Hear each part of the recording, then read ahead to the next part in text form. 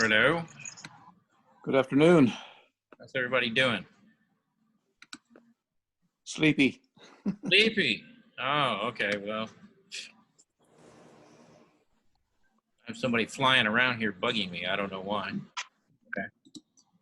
Anyhow, we're going to get started.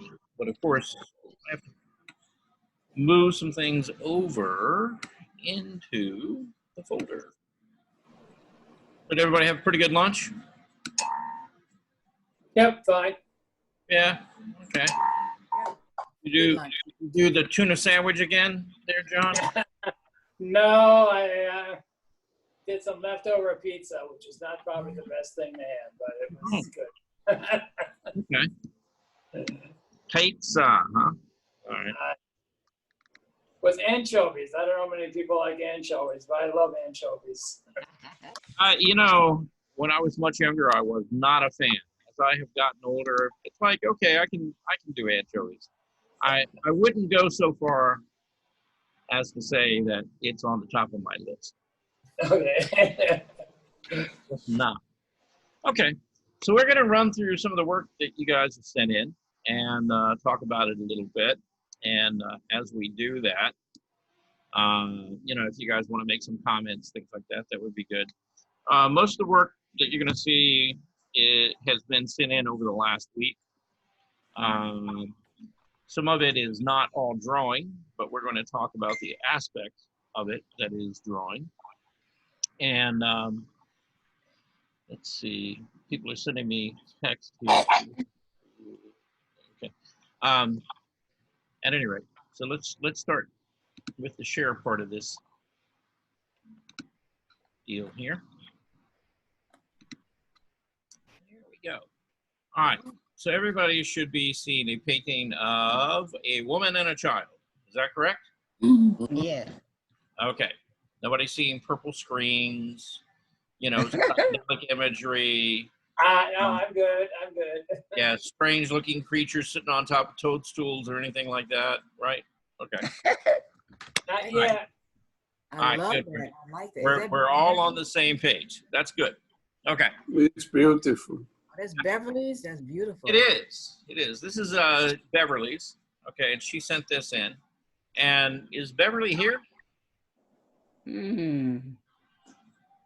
She, I don't know. Cute. Beverly, are you around? I don't see her name. Okay. Well, yeah, I'm scrolling down the list. Yeah, I don't see her. Okay. Anyway, she sent this in. I don't know when she did it or whether it's something that she's working on, you know, currently. But yeah, I'd like to talk to her about it, hear more about it. You know, it's a really nice idea and concept.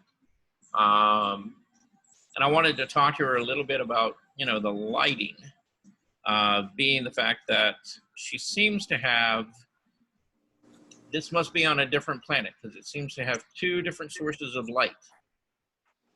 If you look here, the very light between the mother and child seems to be kind of another sun just coming over the horizon, and then you've got one over there. So I would like her to make a decision. You know, it could be on a different planet. You know, could have a binary sun. We don't know. If that's the case, you know, fine. If not, well, okay. But the other thing is, if the light source is really behind, you know, going over the horizon line, then that means that the lighting situation on the figures would be much different than what we're seeing. So, you know, I wanted to talk to her about that a little bit and see, you know, what she had in mind. Then I think we saw this week. Bob sent it in. It's a beautiful, you know, very soft drawing. You know, and he handled this, you know, really, really well. He also sent in some horses that he had done. And again, you know, for the most part, you know, these are really nicely done. He's got some issues here with the values in that this shoulder and this line in the neck just seemed to be a little too hard and maybe a little too light, because it draws your eye to this area, when really the focal point, I would think, would really be here. So, you know, we talked about maybe softening that back a little bit. Okay. Another horse. Up a bit. And on this one, you know, we kind of talked about value and the fact that there really is no such thing as white unless it's a light source.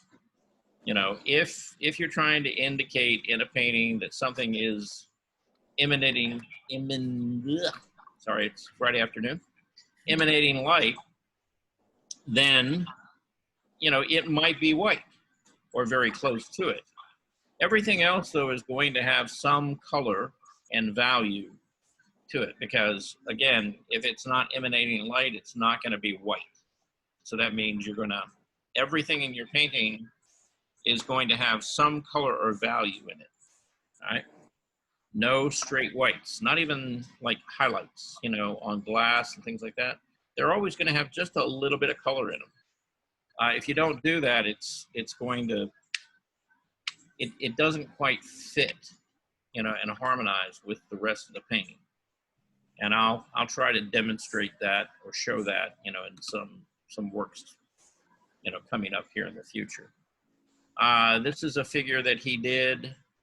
Again, you know, it's a really nice contrast between the colors that he used in the background and the fact that they've been grayed down considerably. And so, you know, they do sit back, and then the contrast and the value on the figure seems to, you know, pull her forward.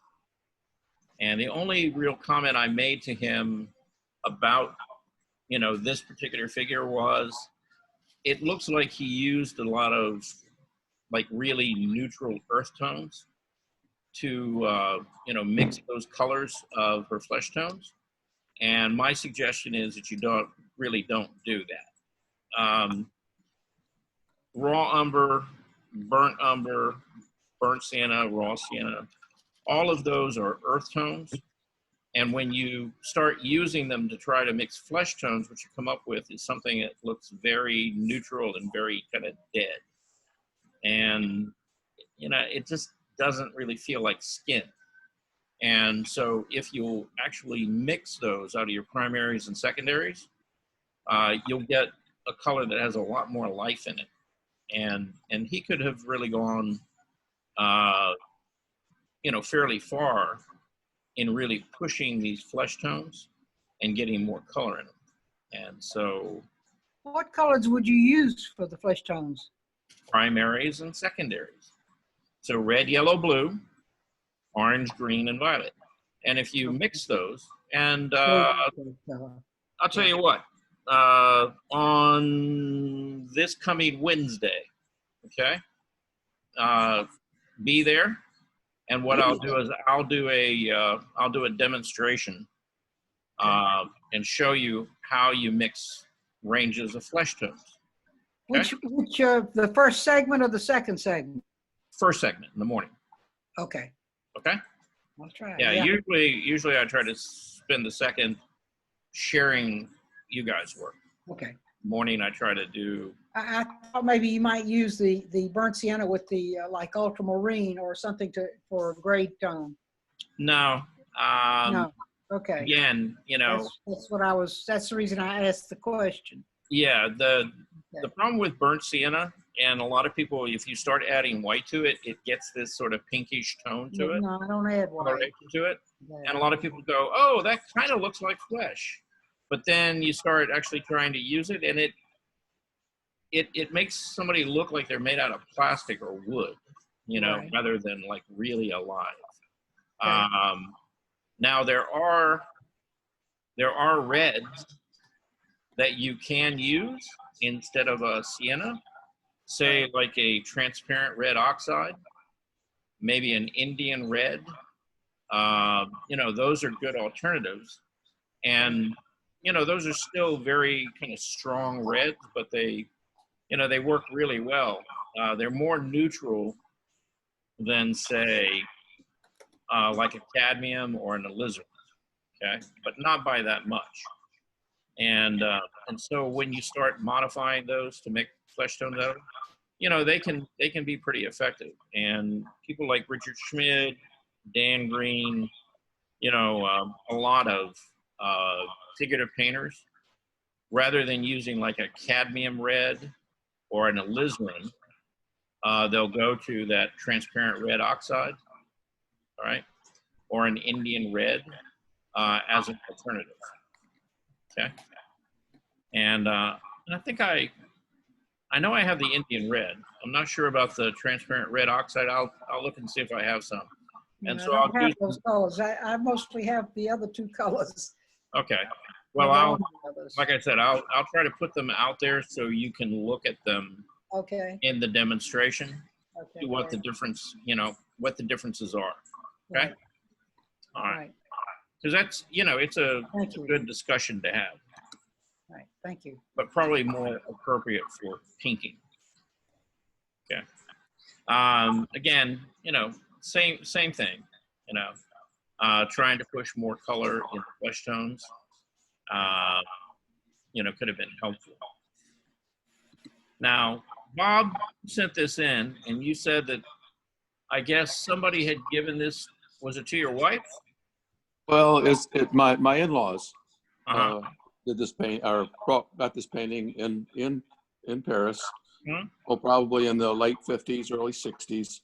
And I love it. It's in my living room right now, and it's been hanging there for many, many years. But Mhm. it's so lively. It's so life. You know, it's just nothing is. I mean, it's very, very contemporary, and just I just like it. Yeah. It's got a nice, really kind of loose, whimsical feel to it. And, Right. I like it. you know, too. he's not trying to be quote unquote photographic, but yet, you know, it is representational, you know, of that particular area of Paris. So, you know, it's a nicely done, you know, it's kind of a sketch type painting. Right. Yeah. Rather than something that's like really belabored. But again, it was a street artist apparently that they picked it up from. So Right. Yeah. And do you know anything more about him? I have no idea. I've looked the name up, but I've never found Anything on him? anything on them. No. Okay. Well, you know, and I'll mention this to you, and this probably won't be of any great help in finding out more about him, but it's not an uncommon practice for artists to have what they call nom de plume. Mhm. And so, you know, when they're out painting and they're doing particular styles like this and their sketchy style, they may use a, you know, a fictitious name, you know, for that style, and they'll market it and they'll sell it, you know, under that name. You know, they're not trying to be deceptive or anything. In fact, I knew a couple of artists up in Vermont, and, you know, they were full-time, you know, studio production artists. And, you know, each of them had 4 or 5 different styles. And for each of those styles, they would use a different name. And they had different markets, you know, some of, you know, like a guy would have a contract and do a series or a whole series of work, you know, for like companies who supply hotel chains with art, right? You know, another style of his, he might do a lot of floral stuff that they would then take and copy and use it as an imprint for fabric, right? You know, repetitive, you know, prints. You know, some were strictly, you know, for like the decorative art market. And again, you know, he would use a different name for all of those. So that's, you know, that may be why you can't find a lot on him. You know? I say it's a him. It might have been a her. Or her, yeah. So, yes, let's not be, you know, let's not be sexist here. Right. It could be a man or a woman. Yes. Now, you said that this was a woman, right? this is a woman. Her name is P. Buckley Moss, and my father-in-law, I think, fell in love with her work, and I've probably got, oh gosh, maybe almost 20 prints of hers. Okay. And she is one prolific artist. I mean, she just does. She's 80. She must be 89, I think is what I looked up this morning. Mhm. Now, and she paints like, man, she paints. Mhm. And most of them are watercolors Oh, okay. that they've glisséd into prints.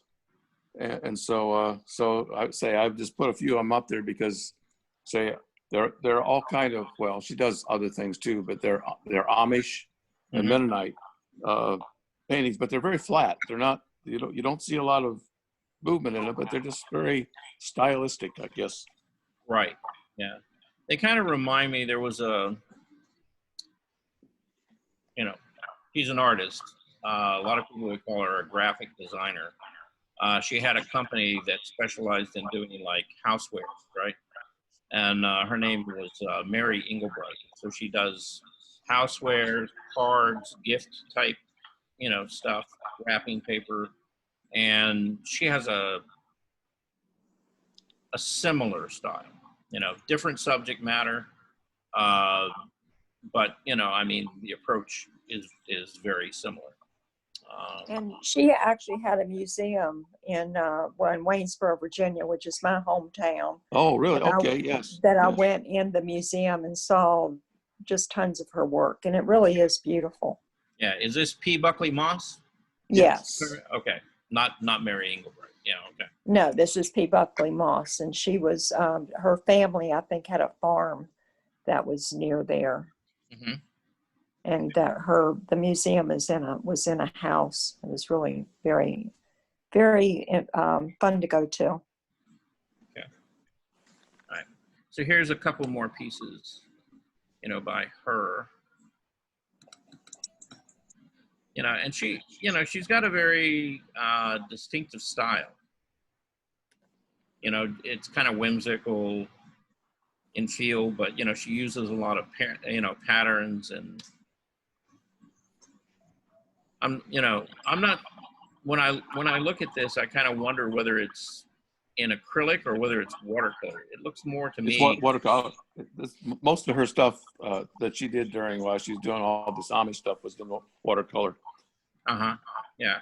Well, this to me looks like parts of it are pretty opaque. So Well, I mean, she may have thrown in some gouache in there too to fill in the gaps. Yeah, because this texture back here kind of looks like it was put on with maybe like a sponge, and it looks a little bit opaque to me. But again, again, another one of hers.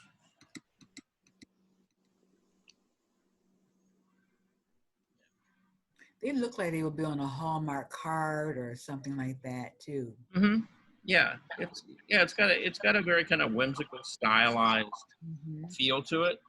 But really the nice thing about her, even though she sort of has this whimsical style, she's still a very, very strong designer.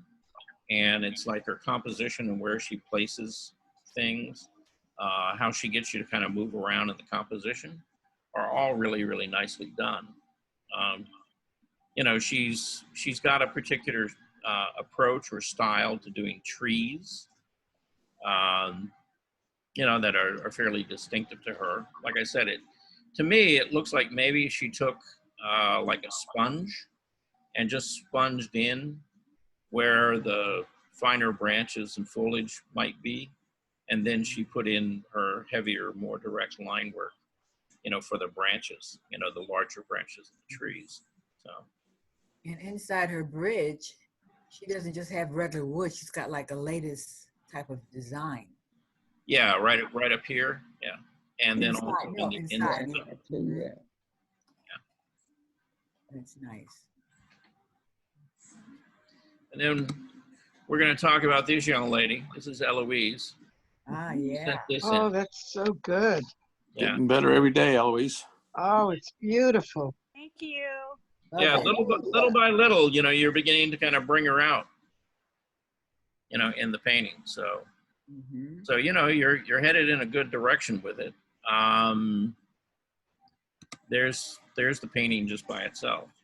Okay. Yes. Lovely.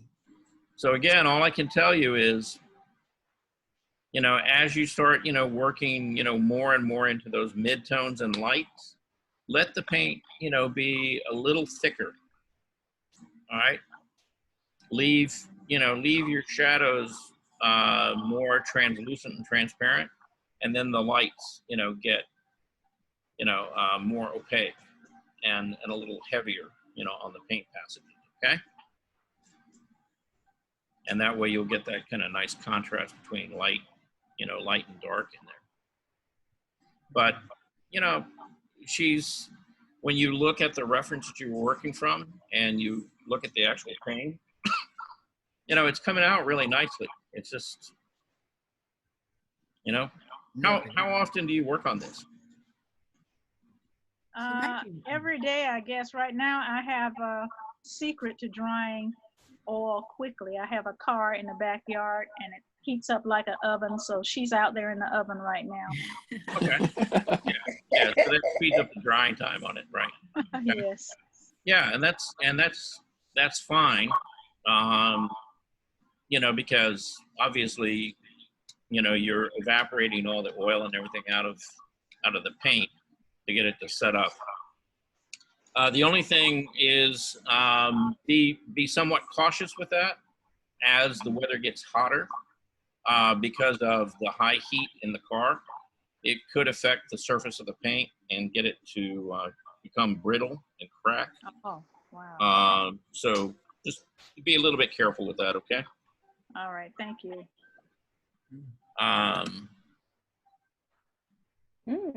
Oh, that's So this- good. Yeah, so this is Larry, or Lawrence, as we all know him. And so this is one of his studies of an eye. Is he here? Yep, he's here. Okay. All right, Daddy-O. Tell us all about this. And, well, I found it was easier to draw one eye than two of them Well, that's probably true. because you can't seem to get both of them to look the same, Right. if you know what I'm saying. Well, I do, and I guess my question to you would be, do you want them both the same? Well, I kind of felt that you wanted them both to look the same. I just wanted to please you, Master. Yeah. Well, my answer to you is not really. If you take any kind of photographic reference on anybody's face, right, and you cover up one side, and look at it, they have particular shapes and things, on that side of the face. And then when you cover up the other side and look at the other, they're not the same. There is a lot of variation actually between one side of your face and the other. People don't really have perfectly symmetrical faces. Just doesn't happen. Okay. Some people blame it because, on the fact that a lot of people sleep on one side of their face consistently. And so their skull kind of, conforms to that. So that's why that happens. Well, I've heard that as an excuse, but, I think like any kind of organic organism, it's symmetrical to the point where if you have an eye on the left, you have an eye on the right. And the same thing with your nostrils and things like that. But are they exactly the same? No, there's a slight amount of variation between the left and the right side. So. I guess I agree with that. Yeah, that's one of those things that, when you start doing a lot of portraits that you really begin to pick up on and notice that, they're really not perfectly symmetrical. And if you made them perfectly symmetrical, they would look kind of weird, actually. So I could probably do a little bit more with that eye to give it more depth. you could. What do you think you could do with it? As the eyeball socket rolls in, Mhm. in that dark shaded area I have there, You're it talking doesn't seem like it's rolling over the top of the brow, you know? Yeah. You're talking about right here? Yes. Okay. Yeah, I would kind of agree with you. You could maybe soften that a little bit. And whatever is going on up here, it's, you know, the epicanic fold, it should be sitting on top of that eyelid a little bit. Oh. You know, because that's in fact kind of what happens in most people's cases, unless you have a extremely young child or somebody, you know, it's got very, very little fat. Yeah, my model had a flat face. She had a flat face? Yeah. I feel bad for her. Okay. Yeah. Okay. You know, go back and look at Bouguereau. Okay. But also the eyelid itself, it looks also flat, and I probably could have done something to help make it roll a little bit more. You could have. Okay. Because what you did is you got the arch, right, along this part. But then when it came down here, you got to look at this really carefully and keep in mind that, you see, the corner of this eye is further away from you than like the high point of the eyelid, right? Mm-hmm. So that Yep. curve isn't really going to be a perfect curve. It's going to kind of curve, but it's going to kind of sweep back through here at the same time. And then the same thing is going to happen over here. See, you know, as it, you know, this is the furthest point forward, it's going to come around the eye, the actual sphere of the eye, and it's going to kind of curve, you know, into that tear duct. I was kind of thinking, trying to do something else, what you said. Put your pointer back up on the eyelid again. You mean right here? You stop. Okay. Go back. Move it back to the left. To the left. Okay, good. A little more, a little more, a little more. Now, from there back to the point of the eye socket, Mm-hmm. we know that that's like a ball. Mhm. And I'm not conveying that it's a ball. No, you're not. Not quite. You're getting close, but you're not there yet. So darkening the back a little bit more, and you know what I mean, shading it just lightly as it comes to the front. I guess that's how you make it roll like like a ball. Well, yeah, you've got to be observant about the shape and understand the shape that you're drawing. And like I said, you're getting close. You know, you've got the arch part, but then when it comes to the corners, they're not really moving back as much as they could. And sometimes, you know, as you're making that observation, you've got to really kind of figure out what that form is. And then you might have to push it and exaggerate it a little bit more, you know, than you think that it would be.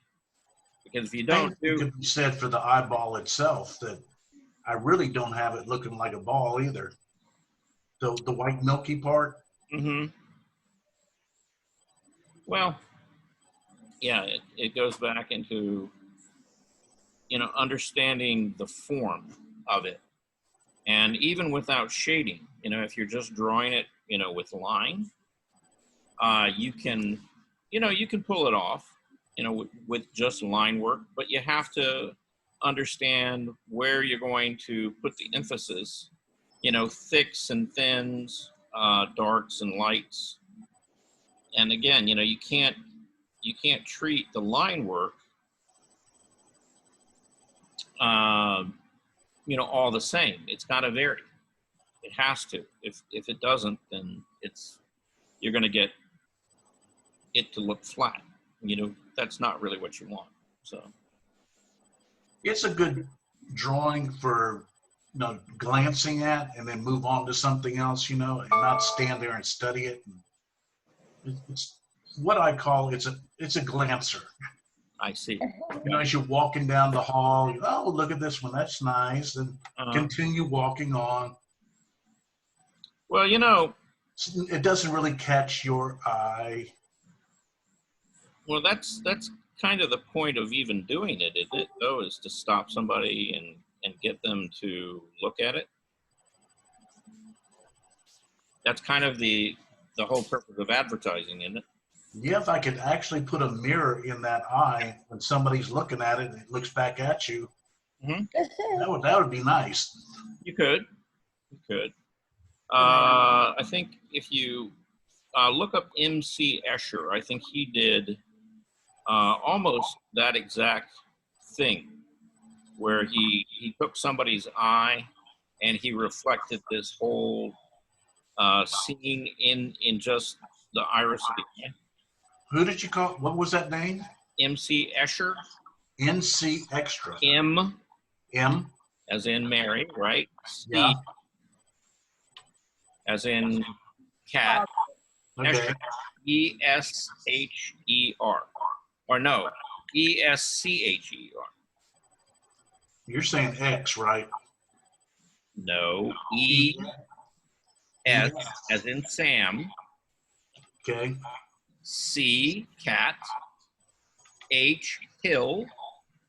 E as in echo. R as in Romeo. Yeah, the computer jumped it up for me.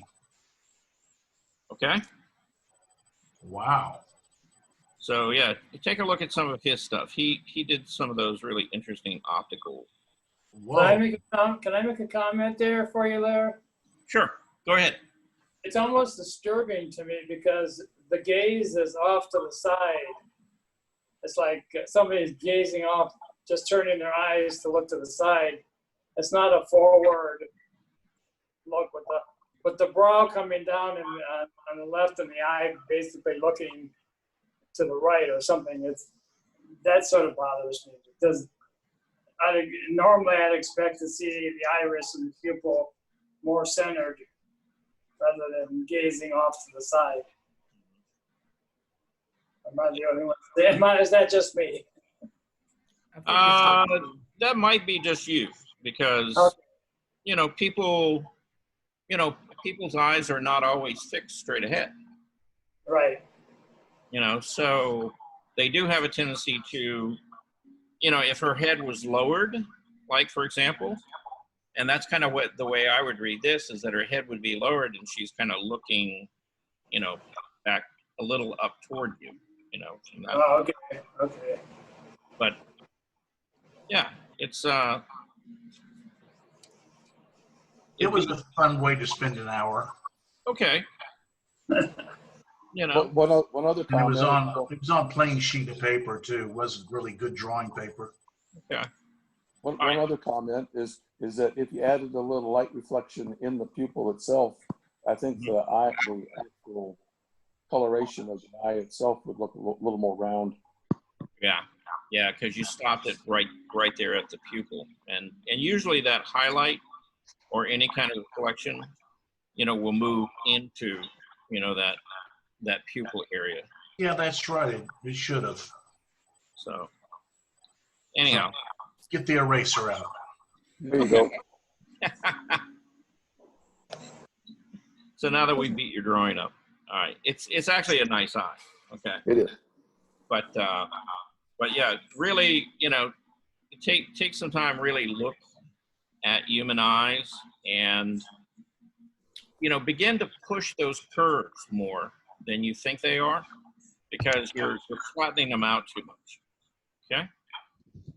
Charles, I have a question. Okay. This is Lady. Talk about Larry's eye. It's really a nice drawing, and it was done in pencil, correct, Larry? Yes, ma'am. Yeah. Okay. Yeah. And so often I hear you explaining to the other students that they need to, they can change this on their painting, or they need to, adjust the tones or values. Mm-hmm. For me, I don't see how that can be done. I don't understand how that's being done. I can see with the pencil drawing, you can easily erase it. But when you do something in acrylic or oil or water, I'm baffled on how do you correct a problem. Ah, Charles.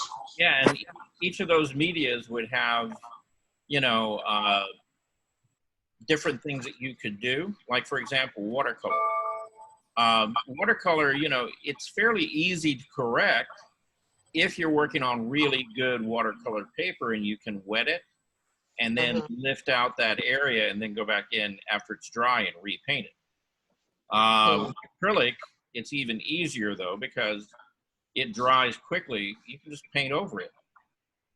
You know, worst case scenario, if it's just a total mess, you could block it out and then start all over again. You know, repainting that area. But and same thing with oil. You know, at the end of the day, you know, if the oil is just kind of a mess and you don't like the way it went down, you take a palette knife and you just kind of scrape the paint off and, you know, put it over there in the morgue pile so you can make a neutral gray or not waste it, right? And then you can go back in and rework that area. Well, I'm working on a acrylic painting now, and I'm trying to make a correction, and it's gone from bad to worse to wusser. It's the worst thing I've ever done. It's just, it looks, you know, and I just can't, I guess I just don't have the skill yet to understand how to correct my mistake. Okay. So do me So do me a favor. Yes. Take a photograph of it. Okay. And then send it to me in an email. Okay. And tell me what you see as the problem that you're trying to correct, okay? Okay. I will do that. And I will send you back a response. Okay. Sounds like a plan. I appreciate it. Right. And then what I'll do, and then I'll we all need to see it because we might be having the same problem. Right. Yeah. And see, what I was going to say to you is the other part of that is at least on Wednesday, maybe on Monday, everybody's going to get to see it. And we're all going to get to talk about it. Oh, okay. Oh, wow. Wonderful. Hey, lady, I have the same problem. That's why I work in pencil. I don't understand colors. Yeah. Yeah, you're a smart man. I stick to kind of what I know. Yeah. And Yeah. look, you know, the point of this is, and that's not a bad thing.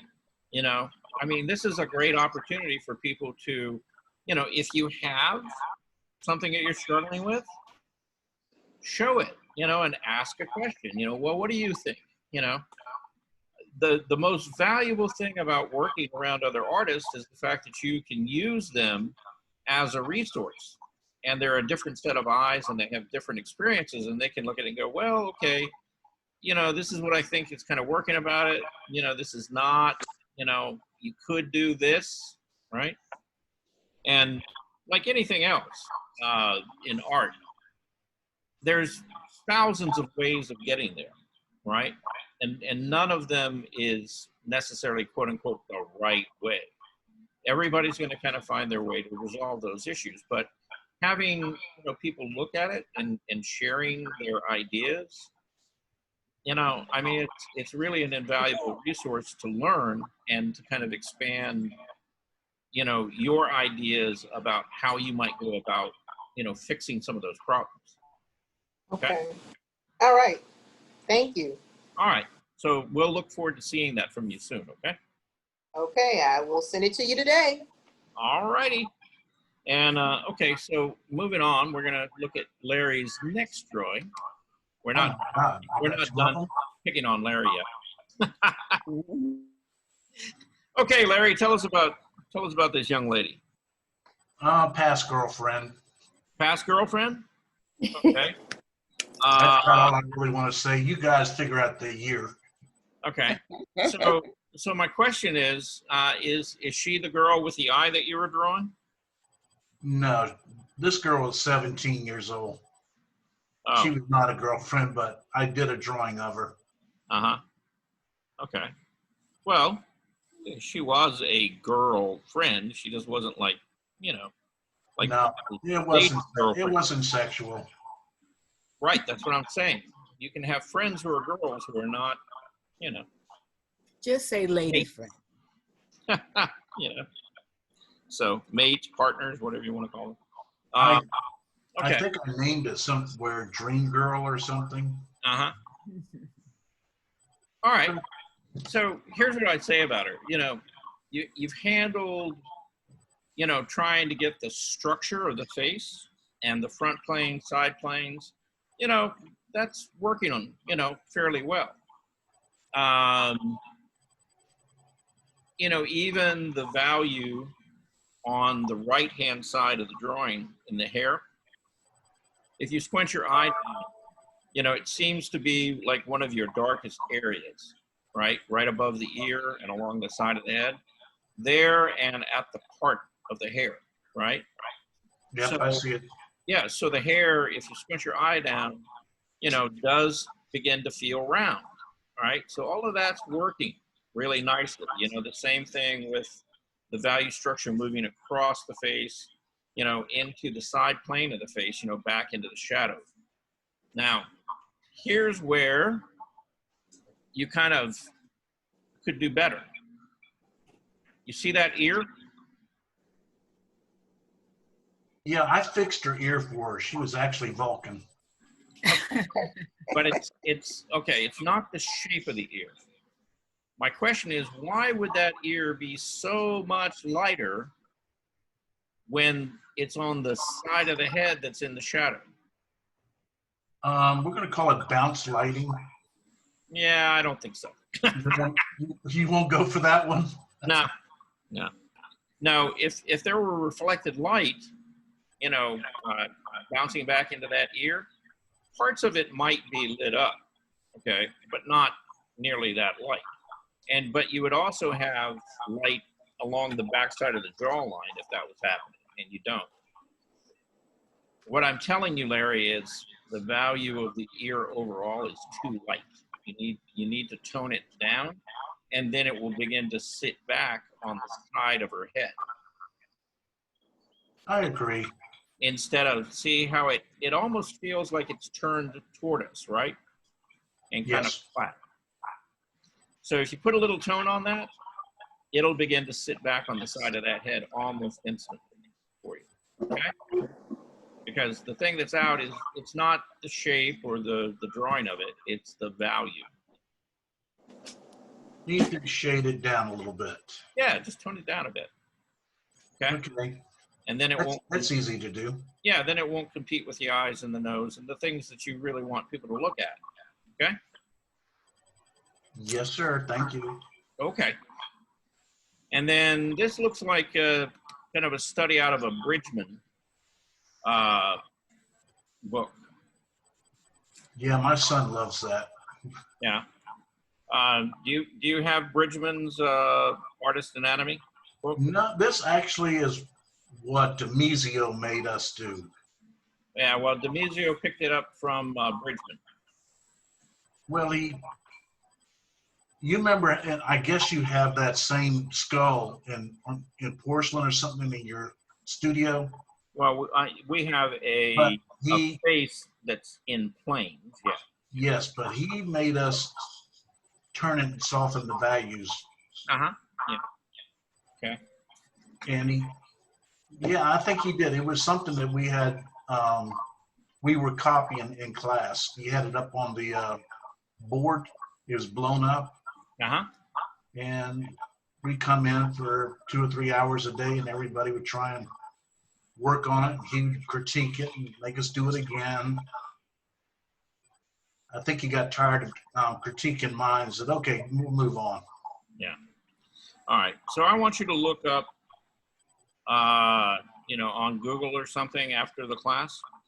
You know, I want you to look up Bridgman's Artist Anatomy. Tell you the truth, I didn't like it. I don't like drawing skeletons. Larry. But I will look it up for you, just for you. Yes, Bridgman. Yes. Only if you make everybody else do it too. Well, and I suggested everybody. Okay, so Everybody's got to draw this one. Come on. Hello. There's the Complete Guide to Drawing from Life by George Bridgman. There's also Constructive Anatomy. And I thought there was thought there was a, Bridgman's artist anatomy or something. BRIDGEMAN? Yeah, BRIDGMAN. Okay, And his name is George Bridgman. okay. Now, Bridgman lived back in like the middle 1800s up to, I think, the early 1900s. And he did several books on, drawing the human figure. And, they're great resources. And the thing that, I like about Bridgman is he understood all the musculature and the anatomy of the human body. But what he did is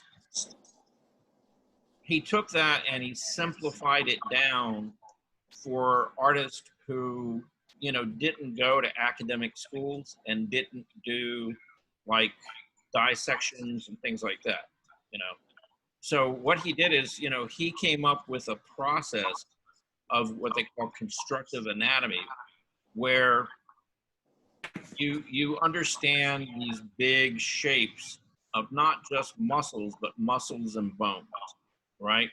Like the shoulder area, or the trapezius muscle in the neck and how that all connects, and those basic simple shapes that you can break it down into, so that the anatomy feels correct.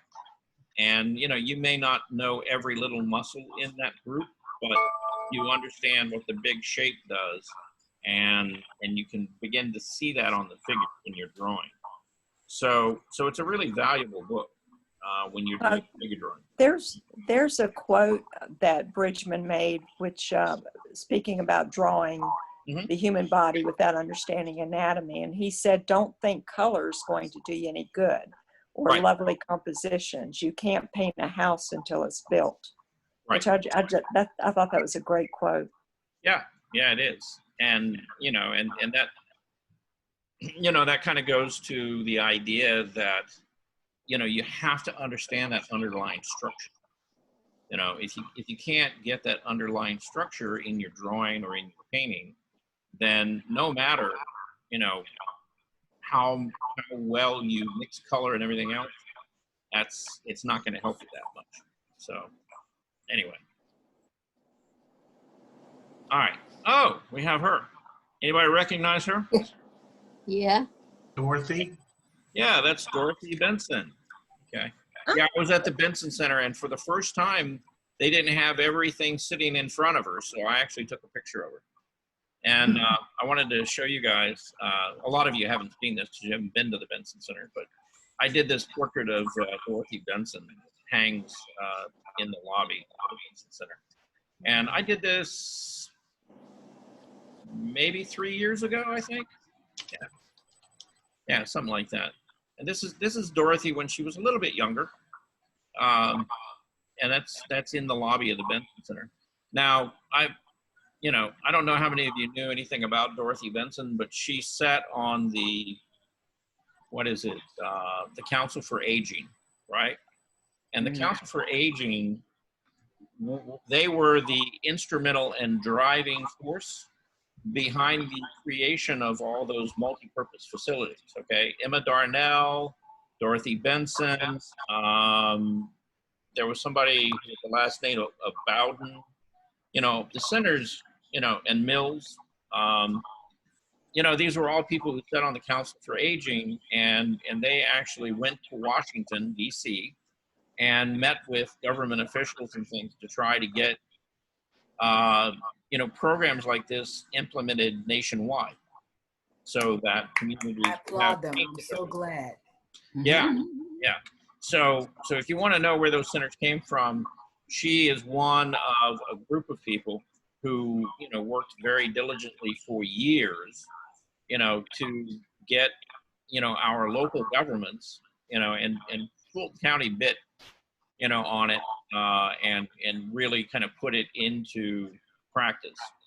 And that's one of the reasons that Fulton County, they have, or had up until COVID, I'm sure, had people, who worked with senior services from literally all over the world come and, you know, tour these facilities and look at how the department was structured and how it was that, you know, Fulton County was able to allocate funds and to develop these centers to the level that they have with the educational programs and, you know, food programs, things like that.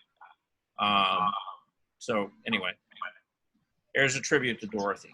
I love the color that's on the couch. Yeah. Uh-huh. I Yeah. love that color. Is it leather or satin?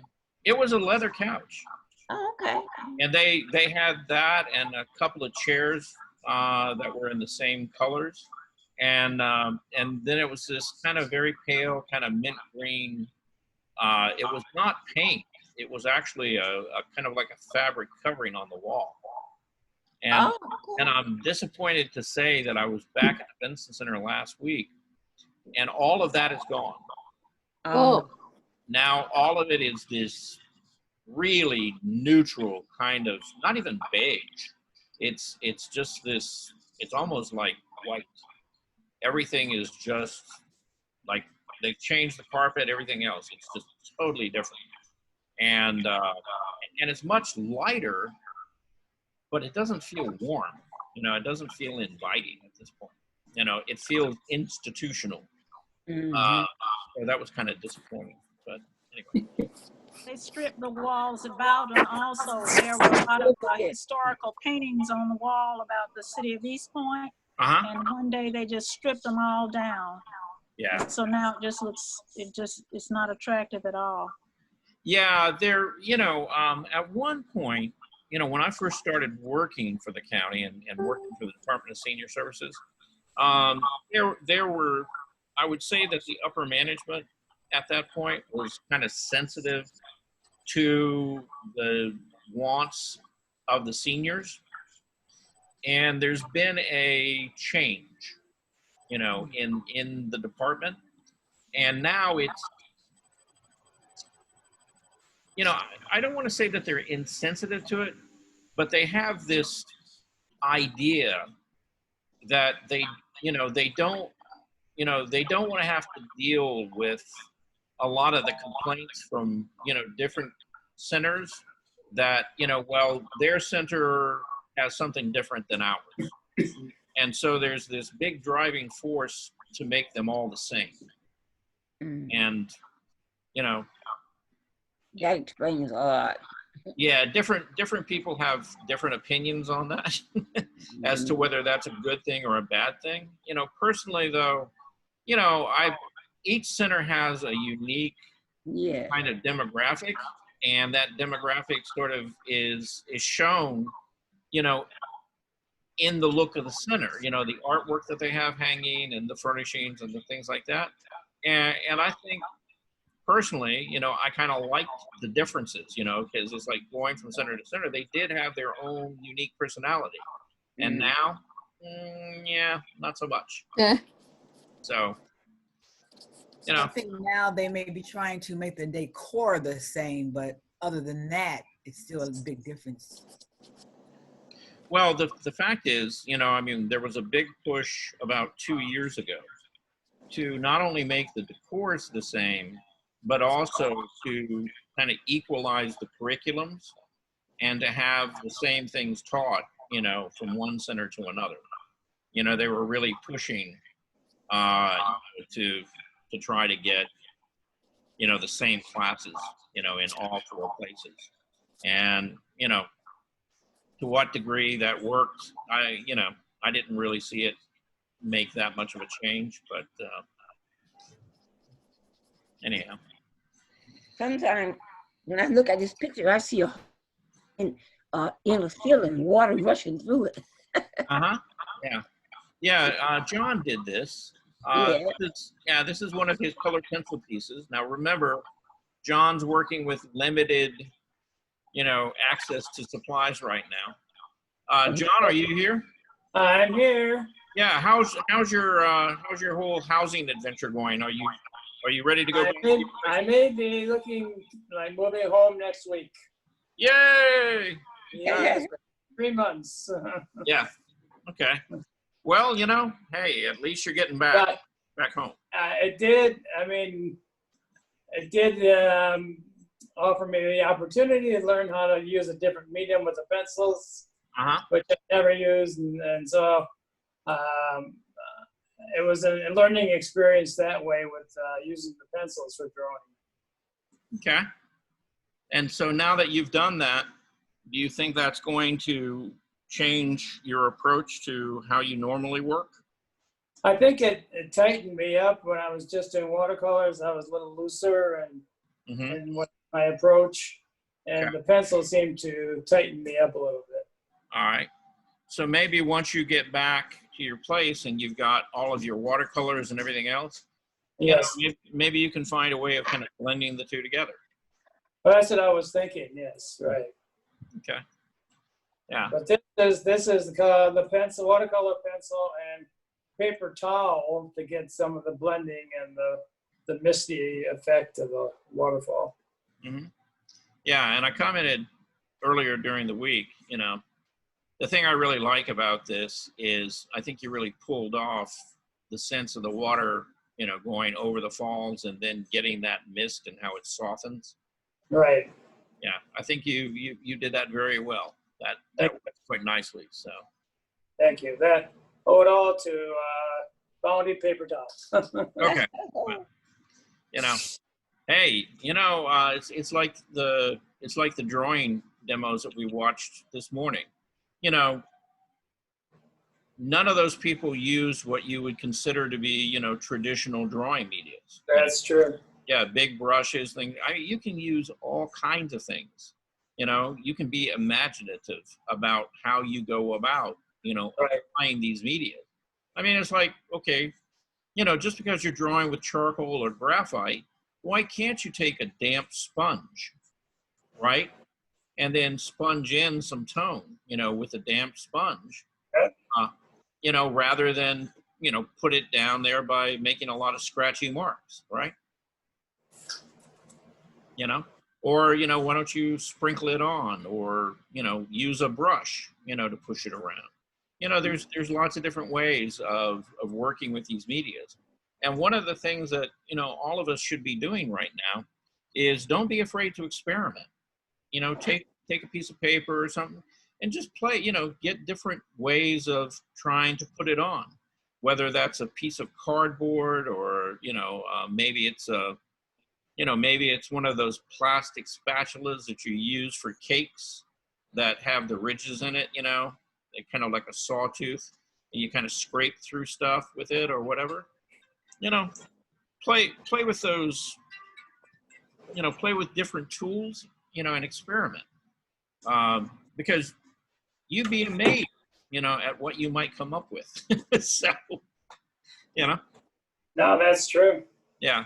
They just playing around with these pencils and that sort of that direction of finding change in different tools to use. Mm-hmm.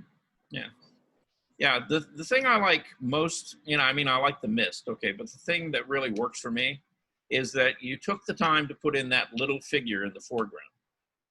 And what it did is it set the whole scale for the drawing. And so now, instead of this just being a waterfall, it's this kind of grand waterfall that's, you know, it's this, you know, big, huge, enormous thing in comparison to, you know, a person. Well, the figure was an afterthought because for that basic reason, it didn't look like a grand waterfall. It just looked like a little trickle over the edge. Yeah. Yeah. And I felt the same way, and that's why I put the figure in as a afterthought. Well, afterthought or not, it made the piece work really well. Yeah. Okay. So good deal. I'm going to run through some of these real quick. This is June. She sent some drawings earlier in the week. And in looking at some of these drawings, I've gone back and looked at them a couple times now. And so, you know, these really have a nice feel to them. You know, there's something about this drawing. You know, it's looser, kind of more contemporary, more direct. You know, it's not like Casey Bowell that's all soft and everything. But she's got a nice feel for the structure, you know, particularly in around the eyes and the nose. And Larry, you know, if you want to look at these eyes and see how round they feel, you know, same thing with the lips, you know, it kind of feels like it's sitting on an orbit, right? So that worked really nicely. So good job, June. Thank you. I know you're out there. I still learn. Yeah. Yeah. And this is a still life that she did. And again, you know, for the most part, you know, it's got a really nice feel. And the ellipses, you know, are, you know, pretty close. You know, they could use a little more work. The ones in the pot and the cup work better than the apple. The apple seems to not tip forward enough. Okay. Okay. About Yes. that before. And then I really love this drawing, you know, because it's got the calligraphy in it, you know, as well as the figure. And there's just something about the combination of the two that are really nice. Plus, you know, it's like the little girl, you know, you've overworked her face a little bit and could be a lot softer. And then we talked about the folds, you know, being maybe a little too repetitive and even, but you know, you've got a lot of motion, you know, and it's like we caught her midstream, right? Yeah, thank you. Yeah, and then this lady's face, which is a bit extreme and distorted. But again, you know, it's got a really interesting, kind of very powerful feel to it. You know, whether it's anatomically accurate or not, you get an emotional response from the drawing. And the same with this. Now, you seem to be working a lot on profiles. Is there a reason for that? Yeah, I try to make it a little bit easy. If I go out, I just take my sketchbook to maybe draw everything. Mm-hmm. So you're thinking that drawing profiles is easier than drawing somebody at 3/4 or straight on? Yeah, I just practice. Okay. I haven't decided. Okay. Well, here, let me give you a clue. Okay. Trying to draw somebody in profile is actually extremely difficult. Okay. Okay. And the reason that it's extremely difficult is you have to really be observant about the proportions in their face, you know, and also the height and the width ratio. Okay. If you get those off, you're going to make them look, you know, really kind of funny. And so you also have to be very aware of how you're using the media and how you're making areas soft to get them to recede, and you're sharpening up other areas to get them to come forward, right? So the thing you want to come forward in this drawing is really not the outline of the face here. It's really this area right here. This area, yeah.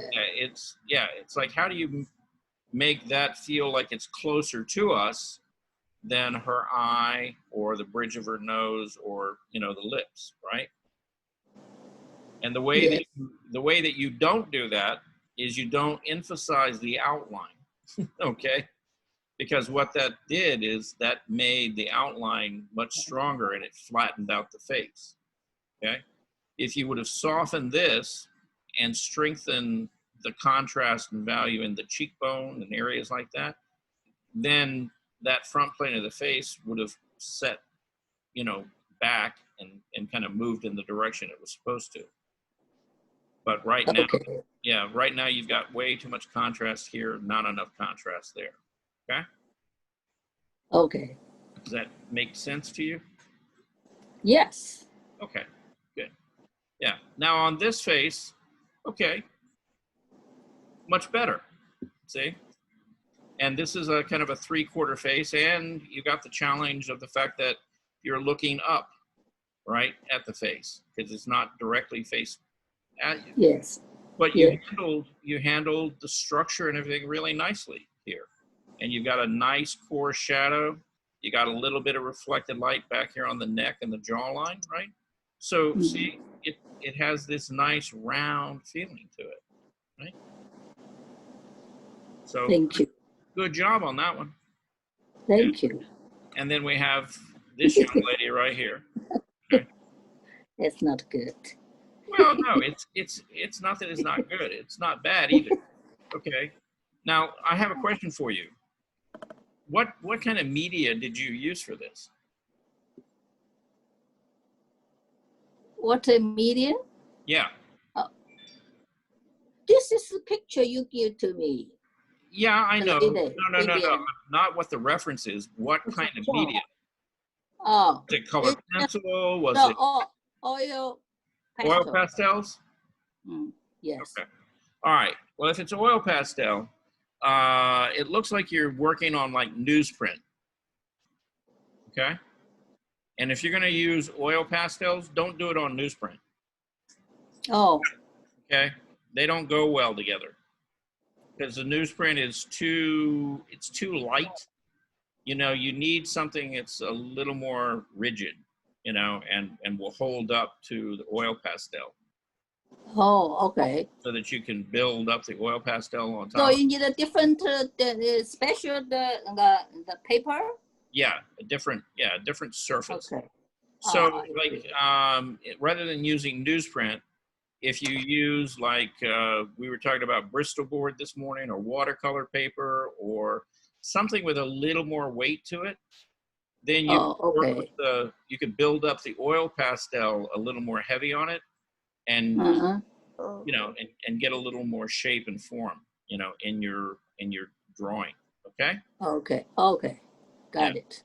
So this is kind of a case where the media doesn't work with the paper too well. Oh, I see. Okay. Now, you know, if you had done this in graphite or even charcoal, you know, on this newsprint, you know, you probably pulled it off and it would have looked, you know, really nice. Okay? And then there's this piece, which I still want to steal from you. You'll talk about. I'm going to steal that idea. You know, I've already got a painting in my head. You know, it's not exactly like this, but it's kind of the idea of it. Okay. Okay. Yeah, I'll have to show you the drawing for it when I get around to doing it. Okay. And then Lawrence did this piece, which is really kind of a nice study, you know, of it's a still life, and he doesn't like still lifes, but he still did a pretty good job at this. And I worked on it today too. Did you? Okay. No, I did a little more work on it. Okay. Well, look at the paper that he's using. Okay. Now that's a heavier drawing paper. It could even be. Is it a watercolor paper? Looks like a watercolor paper to me. It's a pretty thick piece of paper, yeah. Yeah, but is it like real soft or is it real bumpy? It does have some bumpy to it, but it was what we were told to use for if you do fine drawings and you want to, you know, show them at art shows. Okay. It's because, you know, you rip the paper instead of you cut it with scissors. Right. Yeah, to keep that deckled edge. Yeah. And I forgot this the to me, weight of that paper. Yeah, this to me looks very close to the paper we were using at Benson, which is called the Reeves BFK, which is it's a multi-purpose paper. It's a good drawing paper, but it's also a good, you know, you can make prints with it. A lot of printers use it. Some painters, you know, actually paint on it with oil or acrylic. So it's fairly versatile stuff. It was about $6 to $8 a sheet. Yeah, that's about right. Yeah, paper can actually be far more expensive than canvas. It really can be. Yeah. This is some of Naomi's work, and I'm going to kind of go through it real fast. We're a little over time here. But she's been doing some figures. And, you know, her figures are getting better. They really are. And, you know, she's kind of heading in a direction. I'm not sure where she's going to end up at. But, you know, she's finally kind of beginning to pull that value and color thing together a little bit more. She's got a ways to go, but she's working on it. But a lot of these, you know, are really, really kind of strong and really nice.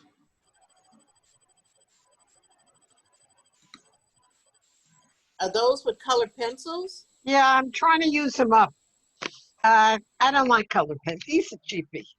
So You don't like color what? I don't like color pencils. You seem to be pretty good at it. You seem Nah, to be very not- good you at can't, you really can't do a lot of value with it for me. I don't like, I'm almost done with them. I like watercolor and acrylic much better. Charles, can you blend those colors? with You your can. finger.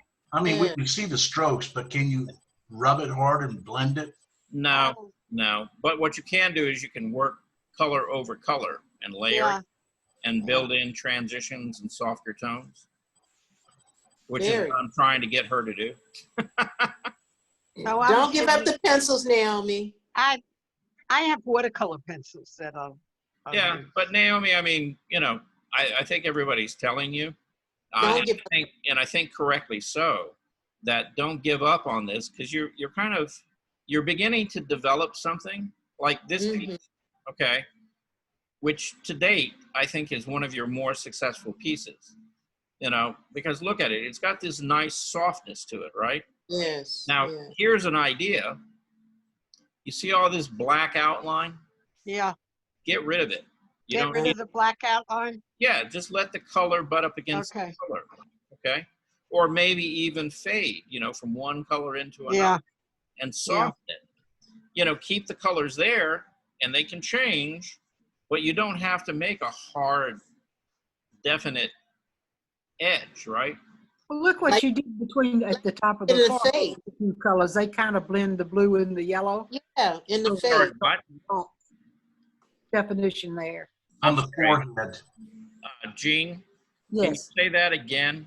Because it I wasn't said clear. top of the forehead where the yellow and the blue, they Right. kind of half blend. She didn't put the dark black. And look how soft and beautiful Right. you know, that it goes through the cheek and all without Right. all Yeah. that.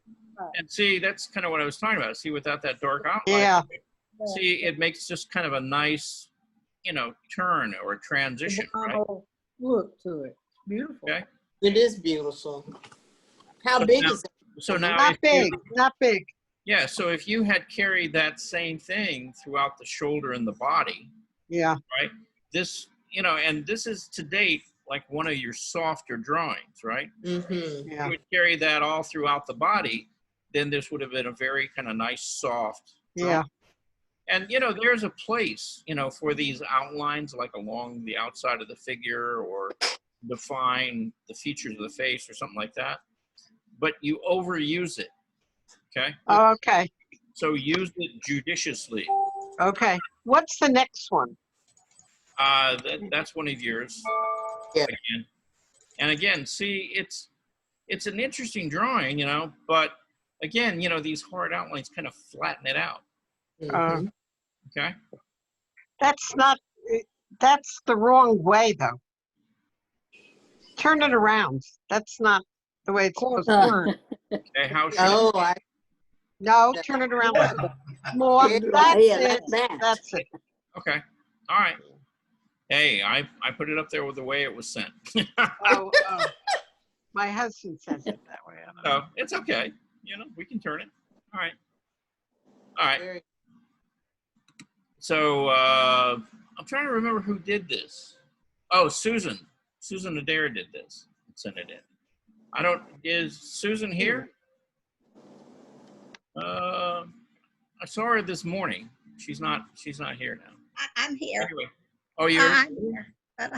Yay! Okay, good. So tell us about your drawing. Yeah, it's a charcoal, and it was done by erasing. It was with an eraser. So I mean, the shadows and everything. So you put down charcoal and then you lifted it back. Right. Okay. All right. That's a way of working with it. And We had a lesson like that at Benson, I think with oil. That was so much fun. the lift out technique that we That did. lift out technique with just dark, I think black. That was a Well, lot it of was, fun. yeah, kind of a Or neutral, brown. yeah, kind of a neutral dark. Yeah. Yeah, that was fun. Yeah. Well, you've got a nice, you know, you got a really nice sense of light and shadow here and the form.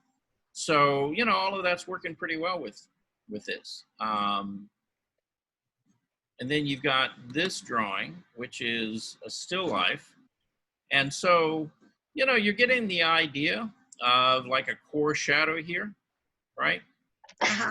Yeah. On your pieces of fruit. The thing is, you know, you could soften these edges. You know, it's probably not as distinct a band as you're making it.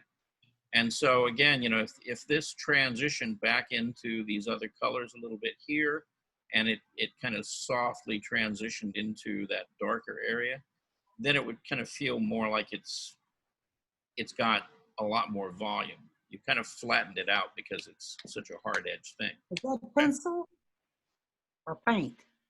I think they're color pencil, right? Right, color pencil. Yeah. Okay. Yeah. So yeah, just, you know, when you're trying to change those values, you know, really take a look you know, did you do this from life, or did you do it from photograph, or? No, it was a life. Okay. So as you're sitting there looking at these objects, you know, try to figure out where there are sharp edges, you know, on shadows and things. And if they're sharp, make them sharp. If they're soft, though, don't make them hard. Okay. Okay. Try to keep them, you know, because it's not only the transition of value and color, it's what those edges are doing, you know, in that area. And that all of that combined together will tell you, you know, what the shape of that form is, right? Okay. All right. Yeah. And it's easier to do that kind of stuff in value than it is to be working with it with color. But, you know, color just adds another challenge to it. But, you know, you got to get there somehow. So, you know, I'm not saying stay away from color. Just understand what you're really doing, though, is you're focusing on not just the color, but the value. Okay? Okay. Value in it. Okay. And you got a really nice kind of landscape here. And, you know, your change in value all the way back works pretty well. See? You know, this area begins to sit back. You know, this definitely comes forward. So you got kind of a nice separation in space there. The only thing I would ask is when you take photographs of your work, okay, you know, pin it up on a wall. Oh, okay. Or something. Yeah, it was on a table. They were all. Yeah, I know. But that way you can kind of square it up in the frame when you take the picture. And it's not so distorted. Okay? Okay. Thank you. And that way it's easier to see. And then you have your friend Harry here. Right. The Invisible Rabbit. Anybody watch that movie with Jimmy Stewart? Yeah.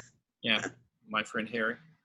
You know, and you've got a nice, again, you know, you got this nice kind of furry feel to him, you know, with your marks, you know, the way you laid the pencil down and all. And it's you know, it's a really nice feel to the drawing.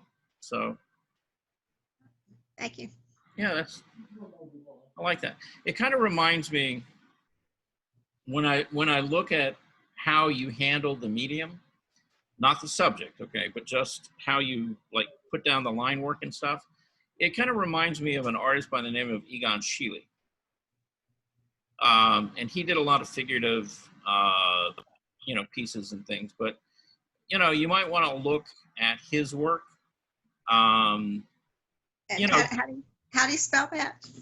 Egon, E-G-O-N. Egon. And then Schiele, S-C-H-I-E-L-E. And he was a Austrian artist, lived back in the 1800s in Vienna. Okay? Okay. Now, I will tell you, the subject matter can be a bit offensive. You know, some people call it almost pornographic. But what I want you to look at is I want you to look at how he drew, how he used line and marks. Okay? Okay. All right. Thank you. And then we have Wanda. Are you still here, Wanda? Oh, Wanda, where are you? I thought she was here. She didn't leave us, did she? Okay. Anyway, Wanda did these pieces And she's done a couple of things. She's labeling her work now, so now I know who it is, which is always appreciated, by putting her name tag down there. But the other thing, we talked about this piece, and this, the piece right here, it seemed to kind of just be floating, because she never really kind of finished this shape off. And I was looking for it because she had sent me the next step. And she actually went back in and I think, took June's suggestion and just brought the line down and right under here. She didn't bring it all the way off the bottom of the page like she did these two, but she just brought it down below here. And it really worked really nicely, because it felt like they were lifting the basket, and trying to move it.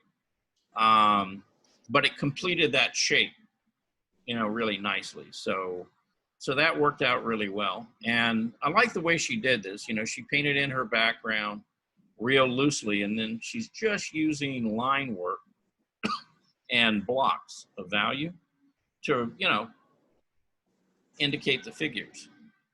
But she did a good job at it.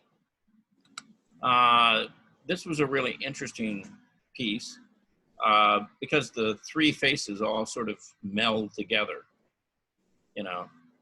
and you get three distinct faces here. So that was a really good and interesting idea. And then this is the last piece I was going to show you today. And she was doing a piece on like Mother Nature. And so it's this female figure that is in fact actually a tree that's bearing fruit. Now, I have yet to figure out, these appear to be, actual leaves, or maybe they're from like an artificial plant or something like that. So I think she's looking at incorporating things as a mixed media, but I'm not really sure. So we'll probably see these again, and we'll have her explain them to us, okay? Anyhow, guess what? We're a little bit over time, okay, by about 20 minutes, okay? But that's okay. Anyway, I had fun. It was nice seeing each and every one of you. Thank you for coming. All right. Anybody? Thank you again, everyone. Yeah, anybody? Thank you. Is there anything before you all go away? We're good. Just have a good weekend, everyone. All right. Have a good weekend. All right. Thank you very much. Bye-bye. Bye. Bye, everybody. Bye.